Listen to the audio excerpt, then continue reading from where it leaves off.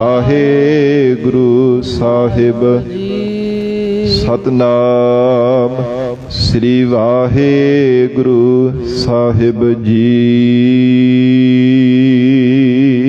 मंगर माहे सोहंदिया। धन सतगुरु श्री गुरु अर्जन देव साहिब जी महाराज हजूर बख्शिश कर रहे हैं मगर दे महीने द्वारा। महाराज कहते ओ महात्मा गुरमुखा रूप सखियां शोभा वालियां हन। धन गुरु अर्जन देव साहिब महाराज कहते मंगर माहे सोहंदिया। ओ महात्मा गुरमुखा रूप सखियां शोभनीक हन, ओ चंगे जीवन वालियां शोभा वालियां हन। हर पिर संग बैठड़ी आह। ਜਿਹੜੀਆਂ ਜੀਵ ਰੂਪ ਸਖੀਆਂ ਫਿਰ ਪਤੀ ਅਕਾਲ ਪੁਰਖ ਪ੍ਰਮਾਤਮਾ ਦੇ ਨਾਲ ਮਿਲ ਕਰਕੇ ਬੈਠੀਆਂ ਹਨ। ਫਿਰ ਨਾਮ ਇੱਥੇ ਪਤੀ ਦਾ ਹੈ। ਪਤੀ ਕੌਣ ਹੈ? ਪਰਮਾਤਮਾ ਜੋ ਸਾਰੀ ਸ੍ਰਿਸ਼ਟੀ ਦਾ ਮਾਲਕ ਹੈ। ਹਜ਼ੂਰ ਕਹਿੰਦੇ ਉਹ ਜੀਵ ਰੂਪ ਸਖੀਆਂ ਮਹਾਤਮਾ ਰੂਪ ਸਖੀਆਂ ਸ਼ੋਭਾ ਵਾਲੀਆਂ ਚੰਗੇ ਜੀਵਨ ਵਾਲੀਆਂ ਹਰ ਪੇਰ ਸੰਗ ਬੈਠੜੀ ਆਹ, जो हरि अकाल पुरख परमात्मा जी दे नाल बैठिया हन। भाव जिन्हां ने अपने हिरदे अंदर उस परमात्मा दी याद नूं धारण कीता है, जिन्हां ने अपनी आत्मा नूं परमात्मा दे विच लीन करके रखिया, जिन्हां ने सुरत नूं शब्द दे नाल मेल करके रखना कीता। महाराज सच्चे पातशाह कहंदे ऐसियां महात्मा रूप सखियां शोभा वालियां ने, उन्हां दा सुचज्जा जीवन है। संगत जी गुरबाणी विच हजूर ने जो पावन शब्द उचारण कीते है, गुरमुखा प्रथाए जो जीव रूप सखियां दे रूपक अलंकार बना करके उपदेश दिते हन। महाराज सेव जी ने तिन्हां दे प्रथाए ये शब्द वरते है, सुचज्जी, सुहागण, गुणवंती, वडभागण। ये गुरमुखां दे प्रथाए महाराज जी ने शब्द वरते गुरबाणी अंदर। और ਜਿਹੜੀਆਂ अवगण हारियां इखलाक तो गिरियां होईयां औरतां वर्गा जिन्हां मनमुख जीवां दा जीवन है ना, सतगुरु जी तो बेमुख होए ਜਿਹੜੇ जीव है उन्हां प्रति भी महाराज जी ने शब्द कहे है, कुचज्जी, कुलखणी, कुनार, यो अवगण यार, अभागण भागा तो हीणी जेड़ी जीव रूप सखी है। भाव मनमुखा ते गुरमुखा प्रथाए महाराज जी ने शब्द वरते है। सच्चे पातशाह धन गुरु अर्जन देव साहिब महाराज हजूर इत्थे बख्शिश कर रहे है गुरमुखा महात्मा रूप सखियां दे प्रथाए, जिन्हां ने शुभ गुणां नूं धारण करके परमात्मा दी याद अपने हिरदे विच वसा के रखी। कदे हिरदेओं परमात्मा नूं विसारिया नहीं है। हर घट दे अंदर हर थां ते कण कण दे भी जिन्हां ने परमात्मा दी स्वरूप जान करके कि हर जीव दे अंदर हर थां ते परमात्मा जी दा स्वरूप व्यापक है, ऐसी मन विच भावना बना करके जिन्हां गुरमुखां ते महात्मा रूप सखियां ने रब नूं याद कीता। महाराज कहते मंगर माहे सोहंदिया, वो शोभा वालियां ने, उन्हां नूं लोक परलोक दे विच सच्ची शोभा प्राप्त हो रही है। इस लोक विच भी उन्हां नूं याद कीता जांदा है, रहिंदी दुनिया तक याद कीता जावेगा। अते परलोक विच परमात्मा जी दे घर दे विच भी उन्हां नूं साध संगत जी मान सत्कार प्यार मिलदा है। क्योंकि गरीब नवाज सतगुरु जी दा पावन मुख वाक है, जिस जीव दे हिरदे अंदर तन मन दे अंदर परमात्मा दी याद वस जाती है, सब थावां ते लोक परलोक विच उन्हां दी जय जयकार हुंदी है। सब थावां ते पूजन योग हो जाते हैं। हर मन तन वसिया सोई, जय जयकार करे सब कोई। हर कोई उन्हां दी जय जयकार करदा है। जिन्हां बंदगी करन वाले सतपुरुषां महापुरुषां नूं अज असीं याद करदे आ ना, भावें सदियां बीत गईयां ने संगत जी, फिर भी उन्हां नूं अज याद कीता जांदा है। क्यों? क्योंकि उन्हां ने उन्हां महात्मा बंदगी करन वालियां सखियां ने परमात्मा दे नाल बैठना कीता। उन्हां दी आत्मा परमात्मा दे विच लीन हो गई। उन्हां ने कदे परमात्मा नूं विसारिया नहीं। ਕਦੇ ਅਕਾਲ ਪੁਰਖ ਪ੍ਰਮਾਤਮਾ ਜੀ ਤੋਂ ਦੂਰ ਨਹੀਂ ਹੋਣਾ ਕੀਤਾ, ਚਿਤ ਕਰਕੇ ਸਦਾ ਹੀ ਉਹ ਪ੍ਰਮਾਤਮਾ ਦੇ ਵਿੱਚ ਸਮਾਏ ਰਹੇ। ਇਸ ਕਰਕੇ ਭਾਵੇਂ ਸਦੀਆਂ ਬੀਤ ਗਈਆਂ, ਅੱਜ ਵੀ ਉਹਨਾਂ ਨੂੰ ਅਸੀਂ ਯਾਦ ਕਰਦੇ ਹਾਂ। ਮਹਾਰਾਜ ਕਹਿੰਦੇ ਮੰਗਰ ਮਾਹੇ ਸੁਹੰਦੀਆ, ਉਹ ਸੋਭਾ ਵਾਲੀਆਂ ਜੀਵ ਰੂਪ ਸਖੀਆਂ ਨੇ ਹਰ ਪੇਰ ਸੰਗ ਬੈਠੜੀ ਆਹ, ਜਿਨ੍ਹਾਂ ਨੂੰ ਹਰੀ ਅਕਾਲ ਪੁਰਖ ਪ੍ਰਮਾਤਮਾ ਜੀ ਦੀ ਗੋਦ ਦਾ ਨਿੱਘ ਮਿਲਿਆ, ਅਕਾਲ ਪੁਰਖ ਪ੍ਰਮਾਤਮਾ ਜੀ ਦੇ ਸਰੂਪ ਦਾ ਜਿਨ੍ਹਾਂ ਨੇ ਆਨੰਦ ਮਾਣਿਆ ਹੈ। ਤਿਨ ਕੀ ਸੋਭਾ ਕਿਆ ਗਣੀ। ਫਿਰ ਸਿੱਖ ਬੇਨਤੀ ਕਰਦੇ ਹਨ, ਮਹਾਰਾਜ ਉਹਨਾਂ ਦੀ ਸੋਭਾ ਕਿੰਨੀ ਕੁ ਹੈ। ਜਿਨ੍ਹਾਂ ਨੂੰ ਪ੍ਰਮਾਤਮਾ ਮਿਲ ਗਿਆ, ਜਿਨ੍ਹਾਂ ਨੇ ਵਾਹਿਗੁਰੂ ਜੀ ਦੇ ਸਰੂਪ ਦਾ ਆਨੰਦ ਮਾਣਿਆ, ਉਹਨਾਂ ਦੀ ਕਿੰਨੀ ਕੁ ਵੱਡੀ ਸੋਭਾ ਹੈ। ਧੰਨ ਗੁਰੂ ਅਰਜਨ ਦੇਵ ਸਾਹਿਬ ਮਹਾਰਾਜ ਸਾਹਿਬ ਜੀ ਕਹਿੰਦੇ, ਗੁਰਸਿੱਖੋ ਤਿਨ ਕੀ ਸੋਭਾ ਕਿਆ ਗਣੀ। ਮਹਾਰਾਜ ਕਹਿੰਦੇ ਕਿੰਨੀ ਕੁ ਉਹਨਾਂ ਦੀ ਕੋਈ ਸੋਭਾ ਵਿਚਾਰ ਕਰਕੇ ਕਹੇਗਾ। ਉਹਨਾਂ ਦੀ ਸੋਭਾ ਦੀ ਕਿੰਨੀ ਕੁ ਗਿਣਤੀਆਂ ਮਿਣਤੀਆਂ ਕਰਨਾ ਕਰੇਗਾ। ਭਾਵ ਕਹਿਣੇ ਕਥਨੇ ਤੋਂ ਬਾਹਰ ਹੈ। ਰੱਬ ਦੇ ਪਿਆਰਿਆਂ ਦੀ ਸੋਭਾ ਨਹੀਂ ਕਹੀ ਜਾ ਸਕਦੀ, ਕਿਉਂਕਿ ਸਾਧ ਕੀ ਮਹਿਮਾ ਵੇਦ ਨਾ ਜਾਣ ਹੈ। ਜੇਤਾ ਸੁਨ ਹੈ ਤੇਤਾ ਬਖਿਆਨ ਹੈ। ਰੱਬ ਦੇ ਪਿਆਰਿਆਂ ਦੀ ਪੂਰਨ ਤੌਰ ਤੇ ਸਮਗਰ ਰੂਪ ਦੇ ਵਿੱਚ ਨਹੀਂ ਕਦੇ ਕੋਈ ਸੋਭਾ ਕਹਿ ਸਕਦਾ। ਜਿਵੇਂ ਪ੍ਰਮਾਤਮਾ ਦੀ ਸੋਭਾ ਕਹਿਣੇ ਕਥਨੇ ਤੋਂ ਬਾਹਰ ਹੈ, ਉਵੇਂ ਹੀ ਪ੍ਰਮਾਤਮਾ ਜੀ ਦਾ ਰੂਪ ਹੋਏ ਪ੍ਰਮਾਤਮਾ ਜੀ ਦੇ ਪਿਆਰੇ ਜਨਾਂ ਦੀ ਸੋਭਾ ਵੀ ਕਹਿਣੇ ਕਥਨੇ ਤੋਂ ਬਾਹਰ ਹੈ। ਬੜੀ ਨਿਰਾਲੀ ਸੋਭਾ ਹੈ ਰੱਬ ਦੇ ਪਿਆਰਿਆਂ ਦੀ, ਕਿਉਂਕਿ ਉਹ ਸੰਸਾਰ ਦੇ ਜੀਵਾਂ ਦੀ ਤਰ੍ਹਾਂ ਆਵਾਗਮਨ ਦੇ ਚੱਕਰ ਵਿੱਚ ਨਹੀਂ ਪੈਣਾ ਕਰਦੇ। ਮਹਾਰਾਜ ਸਾਹਿਬ ਜੀ ਦਾ ਪਾਵਨ ਬਚਨ ਆਉਂਦਾ ਨਾ, ਹਰ ਕੇ ਸੇਵਕ ਜੋ ਹਰ ਭਾਏ, ਤਿਨ ਕੀ ਕਥਾ ਨਿਰਾਰੀ ਰੇ। ਬੜੀ ਨਿਰਾਲੀ ਕਥਾ ਉਹਨਾਂ ਰੱਬ ਦੇ ਪਿਆਰਿਆਂ ਦੀ। ਆਵਹਿ ਨਾ ਜਾਹੇ ਨਾ ਕਬਹੂ ਮਰਤੇ, ਪਾਰ ਬ੍ਰਹਮ ਸੰਗਾਰੀ ਰੇ। ਮਹਾਰਾਜ ਕਹਿੰਦੇ ਸੰਸਾਰ ਦੇ ਲੋਕਾਂ ਦੀ ਤਰ੍ਹਾਂ ਬਾਰ-ਬਾਰ ਜਨਮ ਦੇ ਮਰਦੇ ਨਹੀਂ, ਆਵਾਗਮਨ ਦੇ ਚੱਕਰ ਵਿੱਚ ਨਹੀਂ ਪੈਂਦੇ। ਐਸੀ ਉਹਨਾਂ ਦੀ ਸੋਭਾ ਜੋ ਕਹਿਣੇ ਕਥਨੇ ਤੋਂ ਬਾਹਰ ਹੈ। ਤਿਨ ਕੀ ਸੋਭਾ ਕਿਆ ਗਣੀ। ਐ ਗੁਰਸਿੱਖੋ ਕਿੰਨੀ ਕੁ ਉਹਨਾਂ ਦੀ ਕੋਈ ਸੋਭਾ ਆਖ ਲਵੇਗਾ।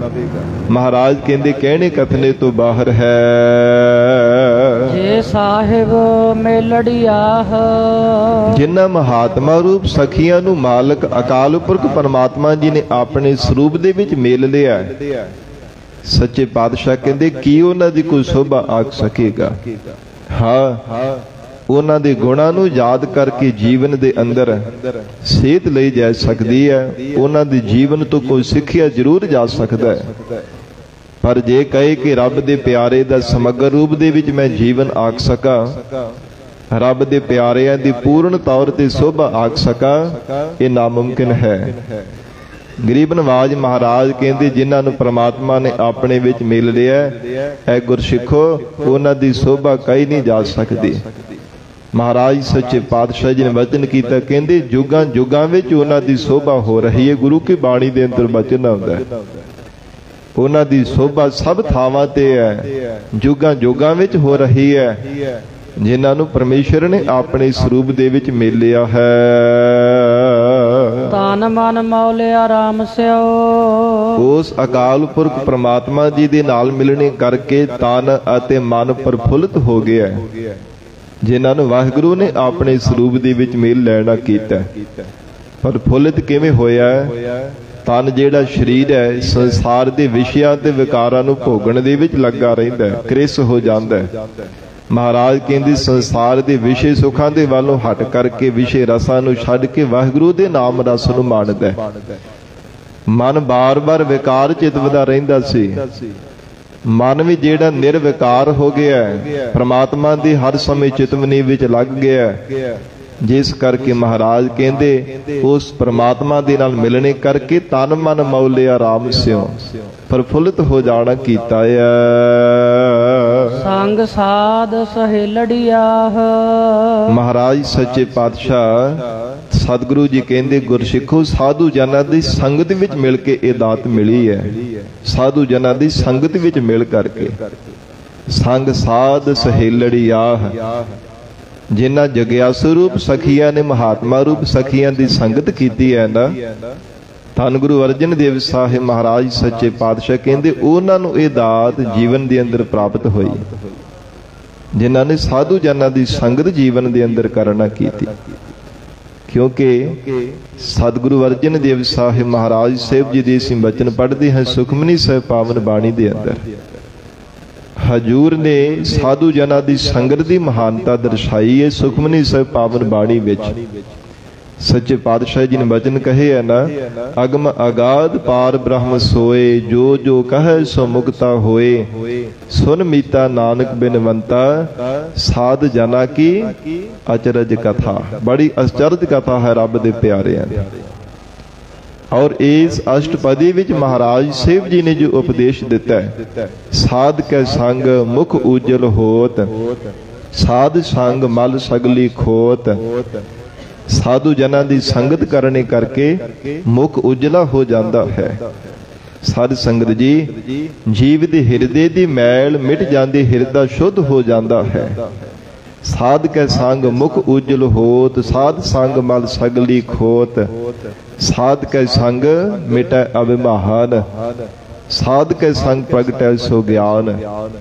ਜੀਵ ਦੇ ਹਿਰਦੇ ਅੰਦਰ ਦਾ ਜਿਹੜਾ ਸਾਧ ਸੰਗਤ ਜੀ ਅਭਿਮਾਨ ਹੈ, ਦੇਹੀ ਦਾ ਮਾਨ, ਗੁਣਾ ਦਾ ਮਾਨ, ਇਹ ਸਾਰਾ ਮਿਟ ਜਾਂਦਾ ਹੈ। ਔਰ ਮਹਾਰਾਜ ਸੱਚੇ ਪਾਤਸ਼ਾਹ ਕਹਿੰਦੇ ਹੈ ਵਿਸ਼ੇਸ਼ ਕਰਕੇ ਪ੍ਰਮਾਤਮਾ ਦੀ ਪ੍ਰਾਪਤੀ ਦਾ ਗਿਆਨ ਦਾ ਪ੍ਰਕਾਸ਼ ਜੀਵ ਦੇ ਹਿਰਦੇ ਅੰਦਰ ਪ੍ਰਗਟ ਹੋ ਜਾਂਦਾ ਹੈ।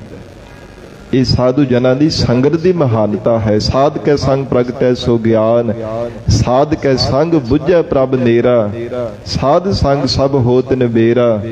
ਸਾਧ ਕੈ ਸੰਗ ਪਾਏ ਨਾਮ ਰਤਨ, ਸਾਧ ਕੈ ਸੰਗ ਏਕ ਉਪਰ ਜਤਨ।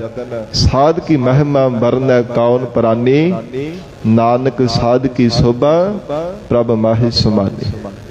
ਮਹਾਰਾਜ ਕਹਿੰਦੇ ਕਹਿਣੇ ਕਥਨੇ ਤੋਂ ਬਾਹਰ ਹੈ ਰੱਬ ਦੇ ਪਿਆਰਿਆਂ ਦੀ ਸੋਭਾ।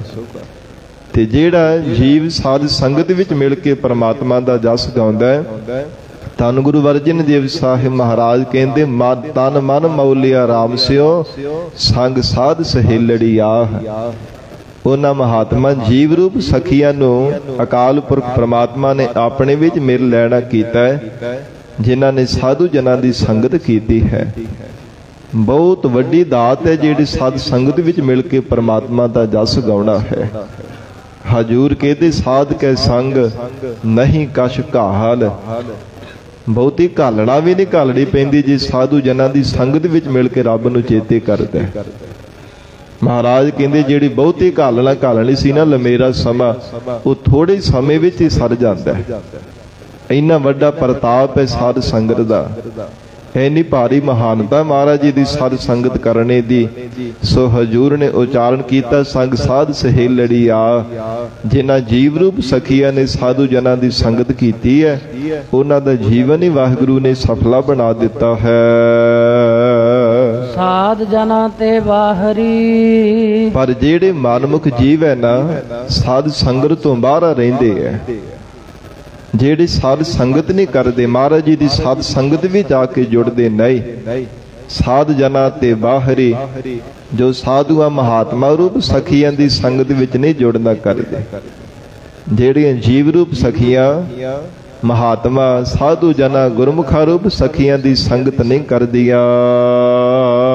ਸੇ ਰਹਿਨ ਅਕੇਲੜਿਆਹ, ਸੇ ਰਹਿਨ ਅਕੇਲੜਿਆਹ। ਈੜੀ ਦੀ ਸਹਿਤ ਉਚਾਰਨ ਕਰਨਾ। ਧੰਨ ਗੁਰੂ ਅਰਜਨ ਦੇਵ ਸਾਹਿਬ ਮਹਾਰਾਜ ਸੱਚੇ ਪਾਤਸ਼ਾਹ ਕਹਿੰਦੇ ਸੇ ਰਹਿਨ ਅਕੇਲੜਿਆਹ।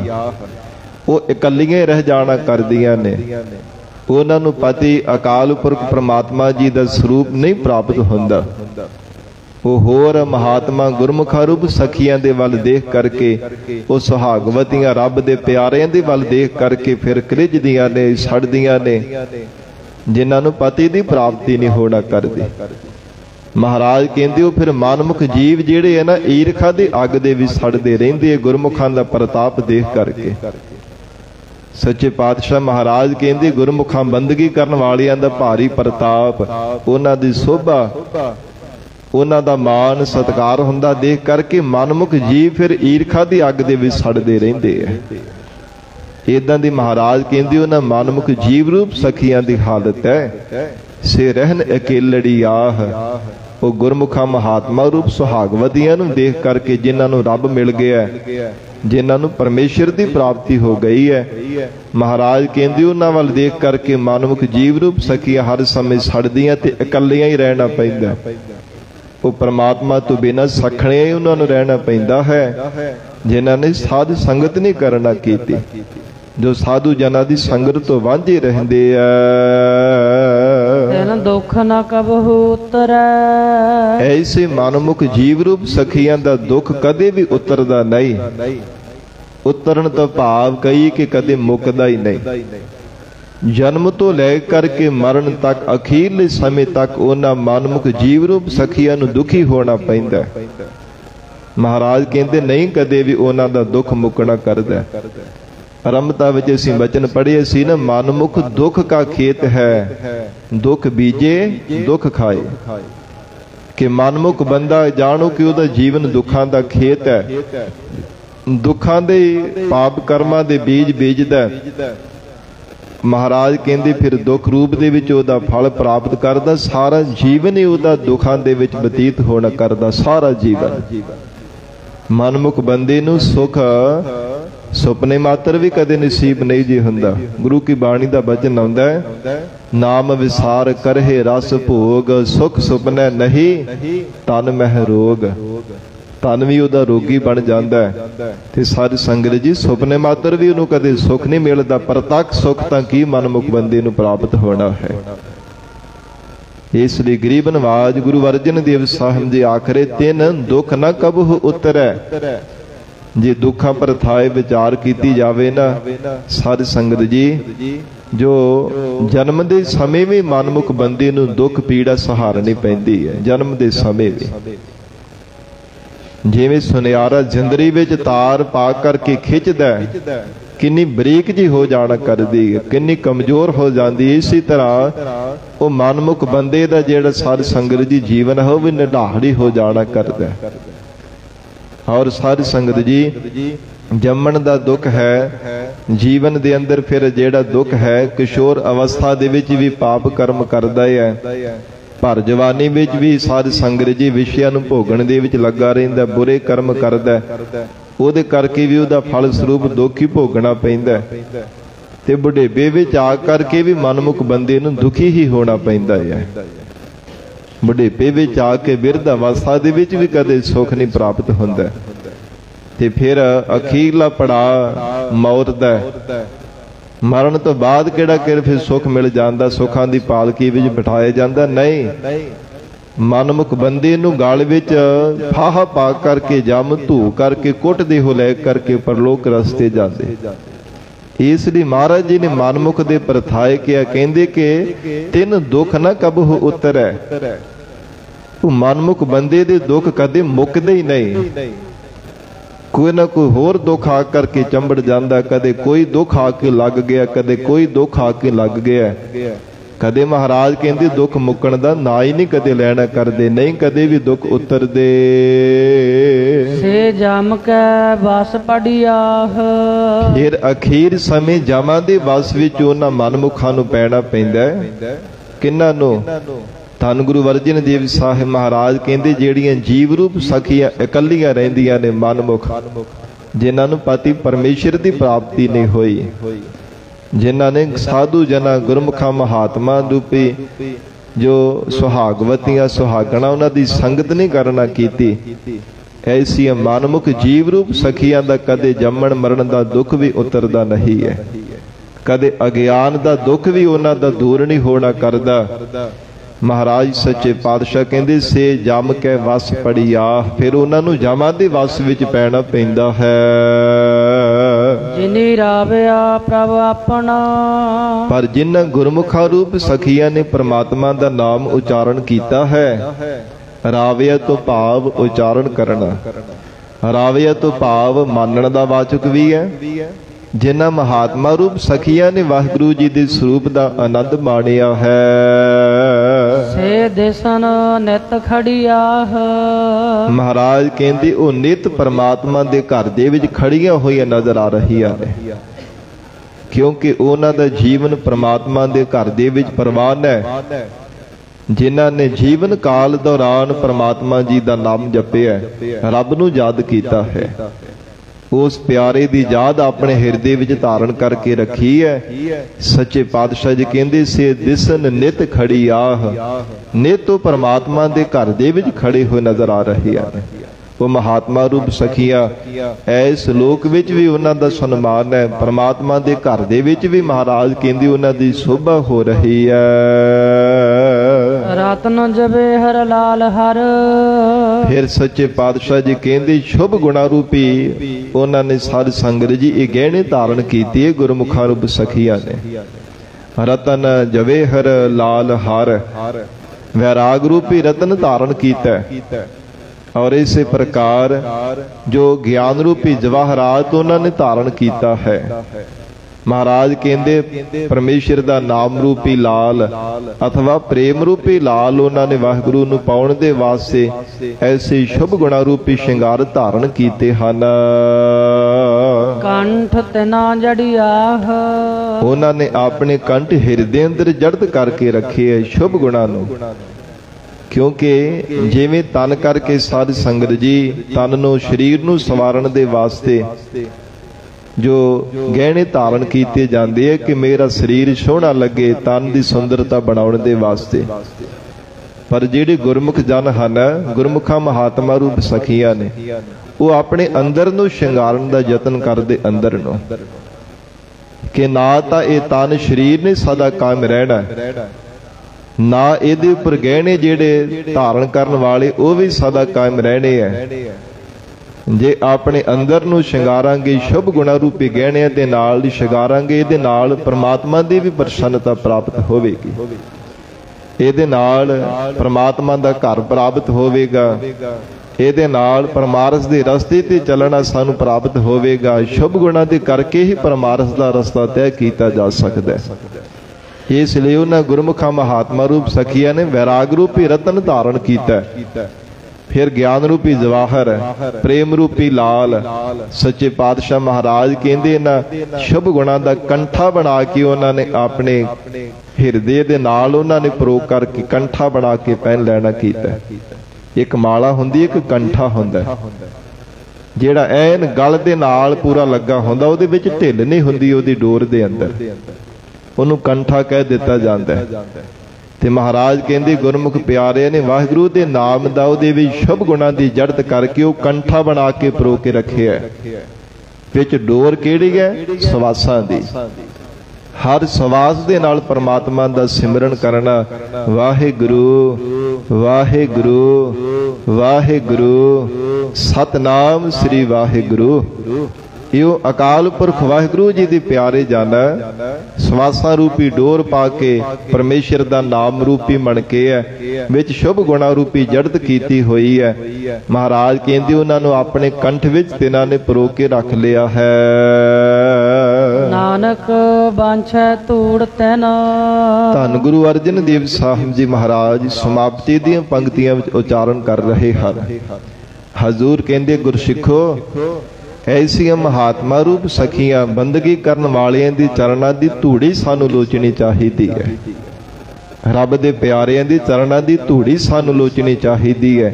ਇਹ ਮੰਗਤ ਮੰਨਣੀ ਚਾਹੀਦੀ ਹੈ। ਮਹਾਰਾਜ ਕਿਰਪਾ ਕਰੋ, ਜੇ ਕਿਤੇ ਰੱਬ ਦੇ ਪਿਆਰਿਆਂ ਦੀ ਚਰਨ ਧੂੜੀ ਮਸਤਕ ਤੇ ਲੱਗ ਜਾਣਾ ਕਰੇ। ਇਸ ਲਈ ਮਹਾਰਾਜ ਸਾਹਿਬ ਜੀ ਕਹਿੰਦੇ ਨਾਨਕ ਬਾਂਛੈ ਧੂੜ ਤਿਨ। ਉਹਨਾਂ ਰੱਬ ਦੇ ਪਿਆਰੇ ਮਹਾਤਮਾ ਰੂਪ ਸਖੀਆਂ ਦੀ ਅਕਾਲ ਪੁਰਖ ਵਾਹਿਗੁਰੂ ਜੀ ਦੇ ਪਿਆਰੇ ਜਨਾਂ ਦੀ ਚਰਨਾਂ ਦੀ ਧੂੜੀ ਲੋਚਦੇ ਆ। ਪ੍ਰਭ ਸਰਣੀ ਦਰ ਪੜਿਆਹ। ਜਿਨ੍ਹਾਂ ਨੇ ਪ੍ਰਭੂ ਅਕਾਲ ਪੁਰਖ ਪ੍ਰਮਾਤਮਾ ਦੀ ਸ਼ਰਨ ਦੇ ਵਿੱਚ ਪੈਣਾ ਕੀਤਾ, ਜਿਨ੍ਹਾਂ ਨੇ ਮਨ ਬਾਣੀ ਸਰੀਰ ਪ੍ਰਮਾਤਮਾ ਦੀ ਚਰਨਾਂ ਵਿੱਚ ਅਰਪਣ ਕਰ ਦਿੱਤਾ, ਪ੍ਰਭ ਸਰਣੀ ਦਰ ਪੜਿਆਹ। ਰੱਬ ਦੇ ਘਰ ਦੇ ਵਿੱਚ ਮਹਾਰਾਜ ਕਹਿੰਦੇ ਜਿਨ੍ਹਾਂ ਦਾ ਜੀਵਨ ਪ੍ਰਵਾਨ ਹੈ ਨਾ, ਜਿਨ੍ਹਾਂ ਗੁਰਮੁਖਾਂ ਰੂਪ ਸਖੀਆਂ ਨੇ ਸੁਹਾਗਵਦੀਆਂ ਨੇ ਪਤੀ ਪਰਮੇਸ਼ਰ ਨੂੰ ਪਾ ਲਿਆ, ਹਜ਼ੂਰ ਕਹਿੰਦੇ ਇਹ ਜੀਵ ਰੂਪ ਸਖੀ ਉਹਨਾਂ ਦੇ ਚਰਨਾਂ ਦੀ ਧੂੜੀ ਮੰਗਿਆ ਕਰ, ਕਿਤੇ ਤੇਰਾ ਭਲਾ ਹੋ ਜਾਵੇ, ਤੇਰੇ ਵੀ ਮਾੜੇ ਲੇਖ ਮਸਤਕ ਦੇ ਮਿਟ ਜਾਣ, ਪੂਰਬਲੇ ਮਾੜੇ ਕਰਮਾਂ ਦੇ ਲੇਖ ਰੱਬ ਨੇ ਤੇਰੇ ਜਿਹੜੇ ਮਸਤਕ ਦੇ ਲਿਖੇ ਮਿਟ ਜਾਣ, ਤੇਰਾ ਵੀ ਭਲਾ ਹੋ ਜਾਵੇ। ਉਹਨਾਂ ਰੱਬ ਦੇ ਪਿਆਰਿਆਂ ਦੀ ਚਰਨਾਂ ਦੀ ਧੂੜੀ ਲੋਚਿਆ ਕਰ। ਮੰਗਰ ਪ੍ਰਭ ਆਰਾਧਨਾ।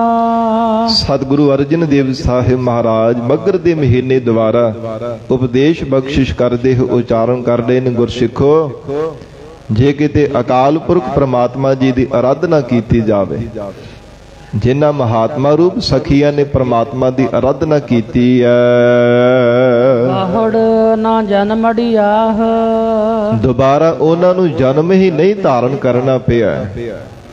ਸੰਸਾਰ ਅੰਦਰ ਦੁਬਾਰਾ ਉਹਨਾਂ ਨੂੰ ਜਨਮ ਨਹੀਂ ਧਾਰਨ ਕਰਨਾ ਪਿਆ। ਮਾਤਾ ਦੇ ਗਰਭ ਦੇ ਵਿੱਚ ਪੁੱਠੇ ਨਹੀਂ ਬਾਰ-ਬਾਰ ਉਹਨਾਂ ਨੂੰ ਲਟਕਣਾ ਪਿਆ, ਜਿਨ੍ਹਾਂ ਨੇ ਪ੍ਰਮਾਤਮਾ ਦੀ ਆਰਾਧਨਾ ਕੀਤੀ ਹੈ। ਕਿਉਂਕਿ ਸੰਗਤ ਜੀ, ਸੰਸਾਰ ਦੇ ਵਿੱਚ ਕੋਈ ਕਿਸੇ ਦੀ ਆਰਾਧਨਾ ਕਰਦਾ ਹੈ, ਕੋਈ ਕਿਸੇ ਦੀ ਆਰਾਧਨਾ ਕਰਨ ਦੇ ਵਿੱਚ ਲੱਗਾ ਹੈ। ਕੋਈ ਕਹਿੰਦਾ ਮੈਂ ਇਸ ਦੇਵੀ ਦੀ ਆਰਾਧਨਾ ਕਰਦਾ, ਕੋਈ ਕਿਸੇ ਦੇਵਤੇ ਦੀ ਆਰਾਧਨਾ ਕਰਦਾ, ਕੋਈ ਮੜੀਆਂ ਮੱਟਾਂ ਦਾ ਪੂਜਨ ਆਰਾਧਨ ਕਰਨ ਵਿੱਚ ਲੱਗਾ ਹੈ। ਪਰ ਸਤਿਗੁਰੂ ਜੀ ਨੇ ਗੁਰਬਾਣੀ ਵਿੱਚ ਉਪਦੇਸ਼ ਦਿੱਤਾ ਹੈ, ਆਰਾਧਨਾ ਆਰਾਧਨ ਨੀਕਾ, ਹਰ ਹਰ ਨਾਮ ਆਰਾਧਨਾ। ਕਹਿੰਦੇ ਸਭ ਤੋਂ ਚੰਗਾ ਆਰਾਧਨਾ ਉਹ ਹੈ ਜਿਹੜਾ ਪਰਮੇਸ਼ਰ ਦੇ ਨਾਮ ਦੀ ਆਰਾਧਨਾ ਕਰਨੀ ਹੈ। ਅਕਾਲ ਪੁਰਖ ਵਾਹਿਗੁਰੂ ਜੀ ਦੇ ਨਾਮ ਨੂੰ ਆਰਾਧਨਾ ਇਹ ਸਭ ਤੋਂ ਚੰਗਾ ਹੈ, ਸਭ ਤੋਂ ਭਲਾ ਹੈ, ਸਭ ਤੋਂ ਉੱਤਮ ਤੇ ਪਰਮ ਹੈ। ਇਸ ਕਰਕੇ ਗੁਰਸਿੱਖ ਦਾ ਫਰਜ਼ ਬਣਦਾ ਹੈ ਕਿ ਦੇਵੀ ਦੇਵਤਿਆਂ ਮੜੀਆਂ ਮੱਟਾਂ ਦੀ ਪੂਜਾ ਆਰਾਧਨਾ ਛੱਡ ਕੇ ਇੱਕ ਅਕਾਲ ਪੁਰਖ ਪਰਮਾਤਮਾ ਜੀ ਦੀ ਆਰਾਧਨਾ ਕਰੇ। ਕਿਉਂਕਿ ਅਸੀਂ ਅਖਵਾਉਂਦੇ ਭਾਵੇਂ ਸਿੱਖ ਹਾਂ, ਪਰ ਸੰਗਤ ਜੀ ਖੇਮਾ ਕਰਨਾ, ਸੰਸਾਰ ਦੇ ਲੋਕਾਂ ਦੀ ਦੇਖਾ ਦੇਖੀ ਭੇਡਾ ਚਾਲ ਮਗਰ ਉਹਨਾਂ ਦੇ ਲੱਗ ਕਰਕੇ ਅਸੀਂ ਵੀ ਮਹਾਰਾਜ ਜੀ ਦਾ ਦਰ ਛੱਡ ਕੇ ਹੋਰਾਂ ਦੀ ਆਰਾਧਨਾ ਕਰਨ ਦੇ ਵਿੱਚ ਲੱਗ ਤੁਰਦੇ ਹਾਂ। ਬਹੁਤਾਤ ਵਿੱਚ ਸਾਡੀ ਸਿੱਖਾਂ ਦੀ ਇਦਾਂ ਦੀ ਹਾਲਤ ਬਣਦੀ ਜਾ ਰਹੀ, ਪਰ ਇਹ ਸਿੱਖਾਂ ਦਾ ਕੋਈ ਕਰਮ ਨਹੀਂ। ਠੀਕ ਹੈ, ਜਿਨ੍ਹਾਂ ਦਾ ਧਰਮ ਹੈ, ਉਹਨਾਂ ਦੀ ਮਰਜ਼ਾਦਾ, ਉਹਨਾਂ ਨੂੰ ਮੁਬਾਰਕ ਹੈ, ਪਰ ਸਿੱਖ ਦਾ ਨਹੀਂ ਫਰਜ਼ ਬਣਦਾ ਮਹਾਰਾਜ ਜੀ ਦਾ ਦਰ ਛੱਡ ਕੇ ਹੋਰ ਦਰ ਤੇ ਜਾ ਕਰਕੇ ਨੱਕ ਰਗੜੇ, ਹੋਰ ਦੇਵੀ ਦੇਵਤਿਆਂ ਭੂਤਾਂ ਪ੍ਰੇਤਾਂ ਦੀ ਆਰਾਧਨਾ ਕਰਦਾ ਫਿਰੇ। ਨਹੀਂ, ਸਿੱਖ ਦਾ ਇਹ ਫਰਜ਼ ਨਹੀਂ ਬਣਦਾ। ਸਿੱਖ ਨੂੰ ਗੁਰੂ ਚਰਨਾਂ ਤੇ ਹੀ ਝੁਕ ਕਰਕੇ ਨਮਸਕਾਰ ਕਰਨੀ ਚਾਹੀਦੀ ਹੈ। ਸਤਿਗੁਰੂ ਜੀ ਦੀ ਹੀ ਬਖਸ਼ੀ ਹੋਈ ਜਿਹੜੀ ਨਾਮ ਦੀ ਦਾਤ ਇਹਦੀ ਆਰਾਧਨਾ ਕਰਨੀ ਚਾਹੀਦੀ ਹੈ। ਇਸ ਕਰਕੇ ਬੇਨਤੀ ਹੈ ਕਿ ਮਹਾਰਾਜ ਸੱਚੇ ਪਾਤਸ਼ਾਹ ਗਰੀਬ ਨਵਾਜ਼ ਸਤਿਗੁਰੂ ਜੀ ਨੂੰ ਛੱਡ ਕਰਕੇ ਹੋਰ ਐਵੇਂ ਦਰ ਦਰ ਤੇ ਨਾ ਭਟਕਦੇ ਫਿਰਿਆ ਕਰੋ। ਕਿਉਂਕਿ ਗੁਰਬਾਣੀ ਵਿੱਚ ਹਜ਼ੂਰ ਨੇ ਉਪਦੇਸ਼ ਦਿੱਤਾ, ਦੁਬਦਾ ਨਾ ਪੜਾਓ, ਹਰ ਬਿਨ ਹੋਰ ਨਾ ਪੂਜਾਓ, ਮੜਾ ਮਸਾੜ ਨਾ ਜਾਈ। ਸ੍ਰੀ ਗੁਰੂ ਗ੍ਰੰਥ ਸਾਹਿਬ ਮਹਾਰਾਜ ਜੀ ਅੰਦਰ ਪਾਵਨ ਬਚਨ ਹੈ ਕਿ ਸਿੱਖ ਕਦੇ ਦੁਬਦਾ ਵਿੱਚ ਨਾ ਪਵੇ, ਮਹਾਰਾਜ ਜੀ ਦਾ ਦਰ ਛੱਡ ਕੇ ਹੋਰ ਦਰ ਤੇ ਨਾ ਠੋਕਰਾ ਖਾਂਦਾ ਫਿਰੇ, ਮੜੀਆਂ ਮਸਾਲਾਂ ਤੇ ਜਾ ਕਰਕੇ ਉਹਨਾਂ ਦੀ ਪੂਜਾ ਨਾ ਕਰਦਾ ਫਿਰੇ, ਦੇਵੀ ਦੇਵਤਿਆਂ ਦੀ ਜਾ ਕਰਕੇ ਆਰਾਧਨਾ ਨਾ ਕਰਦਾ ਫਿਰੇ। ਇਹ ਮਹਾਰਾਜ ਸੱਚੇ ਪਾਤਸ਼ਾਹ ਜੀ ਨੇ ਸਾਨੂੰ ਉਪਦੇਸ਼ ਦਿੱਤਾ ਹੈ। ਇਸ ਕਰਕੇ ਗੁਰੂ ਚਰਨਾਂ ਤੇ ਸਾਨੂੰ ਭਰੋਸਾ ਰੱਖਣਾ ਚਾਹੀਦਾ ਹੈ। ਮਹਾਰਾਜ ਸੱਚੇ ਪਾਤਸ਼ਾਹ ਜੀ ਨੂੰ ਹਾਜ਼ਰ ਨਾਜ਼ਰ ਜਾਣ ਕਰਕੇ ਦਸਾਂ ਪਾਤਸ਼ਾਹੀਆਂ ਕੇ ਆਤਮਿਕ ਸਰੂਪ ਸਤਿਗੁਰੂ ਧੰਨ ਸ੍ਰੀ ਗੁਰੂ ਗ੍ਰੰਥ ਸਾਹਿਬ ਮਹਾਰਾਜ ਸਾਹਿਬ ਜੀ ਨੂੰ ਸਾਨੂੰ ਗੁਰੂ ਧਾਰਨ ਕਰਨਾ ਚਾਹੀਦਾ ਹੈ। ਜਿਸ ਗੁਰੂ ਦੇ ਲੜ ਗੁਰੂ ਕਲਗੀਧਰ ਪਿਤਾ ਮਹਾਰਾਜ ਸਾਹਿਬ ਜੀ ਨੇ ਸਾਨੂੰ ਲਗਾਇਆ। ਕੱਲ ਸਾਧ ਸੰਗਤ ਜੀ ਕੱਤਕ ਸੁਦੀ ਦੂਜ ਕੱਲ ਦਾ ਜਿਹੜਾ ਦਿਨ ਲੰਘਿਆ, ਇਸ ਦਿਨ ਮਹਾਰਾਜ ਸਾਹਿਬ ਜੀ ਨੇ ਗੁਰਤਾ ਗੱਦੀ ਸ੍ਰੀ ਗੁਰੂ ਗ੍ਰੰਥ ਸਾਹਿਬ ਮਹਾਰਾਜ ਸਾਹਿਬ ਜੀ ਨੂੰ ਬਖਸ਼ੀ ਹੈ। ਅਸੀਂ ਸਾਰੀ ਸੰਗਤ ਨੇ ਮਿਲ ਕਰਕੇ ਪੁਰਬ ਨੂੰ ਮਨਾਇਆ। ਤੇ ਜੇ ਫੇਰ ਵੀ ਮਨ ਵਿੱਚ ਕੋਈ ਸ਼ੰਕਾ ਰਹਿ ਜਾਵੇ ਤੇ ਕਿੱਡੀ ਮਾੜੀ ਗੱਲ ਹੈ, ਮਹਾਰਾਜ ਜੀ ਨੂੰ ਫੇਰ ਵੀ ਛੱਡ ਕਰਕੇ ਹੋਰ ਅਸੀਂ ਗੁਰੂ ਧਾਰਨ ਕਰਦੇ ਫਿਰੀਏ ਤੇ ਕਿੰਨੀ ਸਾਡੇ ਵਾਸਤੇ ਮਾੜੀ ਗੱਲ ਹੈ। ਇਸ ਲਈ ਬੇਨਤੀ ਹੈ ਸੰਗਤ ਜੀ, ਜਿਨ੍ਹਾਂ ਪ੍ਰਾਣੀਆਂ ਨੇ ਅਜੇ ਤੱਕ ਸਤਿਗੁਰੂ ਜੀ ਨੂੰ ਆਪਣਾ ਗੁਰੂ ਨਹੀਂ ਧਾਰਨ ਕੀਤਾ, ਗੁਰੂ ਵਾਲੇ ਬਣੋ। ਪੰਜਾਂ ਪਿਆਰਿਆਂ ਤੋਂ ਖੰਡੇ ਬਾਟੇ ਦੀ ਪਾਹਲ ਲਾਓ, ਪਤਿਤ ਪੁਣੀ ਦਾ ਨਸ਼ਿਆਂ ਦਾ ਤਿਆਗ ਕਰੋ, ਸ਼ਬਦ ਗੁਰੂ ਸ੍ਰੀ ਗੁਰੂ ਗ੍ਰੰਥ ਸਾਹਿਬ ਜੀ ਦੇ ਲੜ ਲੱਗ ਕੇ ਜੀਵਨ ਸਫਲਾ ਬਣਾਓ। ਇਹ ਬੇਨਤੀ ਆਪ ਸੰਗਤ ਨੇ ਪ੍ਰਵਾਨ ਕਰਨੀ ਜੀ। ਆਓ ਹੁਣ ਦੋ ਪੰਕਤੀਆਂ ਪੜ੍ਹ ਕੇ ਫਿਰ ਸਮਾਪਤੀ ਹੈ। ਮਹਾਰਾਜ ਜੀ ਦੀ ਪਾਵਨ ਬਾਣੀ ਦੀ ਵਿਚਾਰ ਕਰਦੇ ਆ। ਹੋਈਆਂ ਭੁੱਲਾਂ ਦੀ ਖਿਮਾ ਸਤਿਗੁਰੂ ਜੀ ਅਤੇ ਆਪ ਸੰਗਤ ਬਖਸ਼ਣਹਾਰ ਹੋ। ਅਗਾਹ ਵਾਸਤੇ ਅਸੀਸ ਪਿਆਰ ਬਖਸ਼ਣਾ ਜੀ। ਦੇਹੋ ਸੱਜਣ ਅਸੀਸੜੀਆ, ਜਿਉ ਹੋਵੈ ਸਾਹਿਬ ਸਿਓ ਮੇਲ। ਨਾਨਕ ਵਾਂਛੈ ਤੂੜ ਤੈਨ, ਪ੍ਰਭ ਸਰਣੀ ਪਰ ਪੜਿਆਹ। ਮੰਗਰ ਪ੍ਰਭ ਆਰਾਧਨਾ ਬਹੁੜ ਨਾ ਜਨਮੜਿਆਹ। ਵਾਹਿਗੁਰੂ ਜੀ ਕਾ ਖਾਲਸਾ ਵਾਹਿਗੁਰੂ ਜੀ ਕੀ ਫਤਿਹ।